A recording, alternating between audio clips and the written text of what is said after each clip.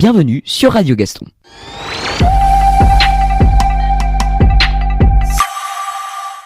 Aujourd'hui, nous allons vous parler de plusieurs vétérans qui ont entre 96 et 104 ans et habitent les États-Unis, le Royaume-Uni ou le Canada et s'apprêtent à venir en Normandie pour célébrer le 80e anniversaire du débarquement du 6 juin 1944 auquel beaucoup d'entre eux ont participé. Cela fait des mois qu'ils rêvent de ce voyage.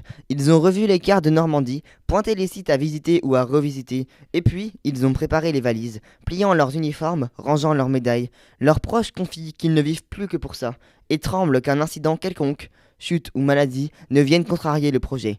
Car rien ne doit les empêcher d'accomplir cet ultime voyage. La date du 6 juin 1944 est inscrite, pour certains, comme la plus importante de leur vie.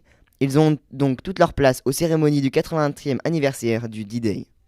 Certains ne sont jamais revenus en France, d'autres l'ont déjà fait mais ne croient plus possible un tel périple à leur âge avancé. Une poignée d'organisations et de volontaires s'est démenée pour réussir l'improbable, voire le jamais vu.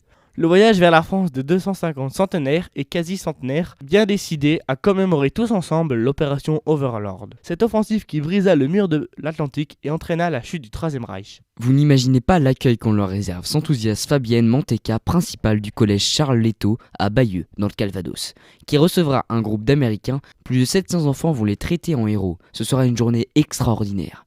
Chorale, aide d'honneur, photos, drapeaux, discussions dans les classes, les vétérans planteront l'arbre de la paix et déjeuneront à la cantine, tandis que nos élèves assureront le service. Ils travaillent comme jamais, leur anglais, prévoient des cadeaux, écrivent des poèmes, s'investissent. C'est pour nos ados une chance inouïe. Betty Rosevere, l'ex-infirmière de l'armée américaine qui habite la Californie, se réjouissait à l'idée d'entendre Happy Birthday chanté par des enfants français pour fêter ses 103 ans. Elle vient, hélas, pour des raisons de santé, d'annuler sa venue. Parmi les organisations qui ont monté ce voyage, comme la Best Defense Foundation, ont dû faire face à des conditions difficiles en raison des commémorations, des difficultés de sécurité, de logement et d'accès aux sites difficiles en raison de l'affluence attendue.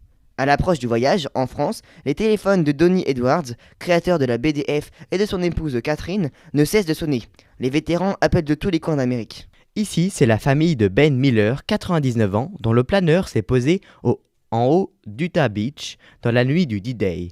Les ailes arrachées par les pylônes plantés par le général allemand Erwin Rommel et qui s'est précipité avec ses 13 camarades infirmiers pour soigner les parachutistes blessés et établir un dispensaire de campagne à Sainte-Mère-Église, Manche, la première ville libérée. Lui n'est encore jamais revenu en Normandie, la perspective le chamboule.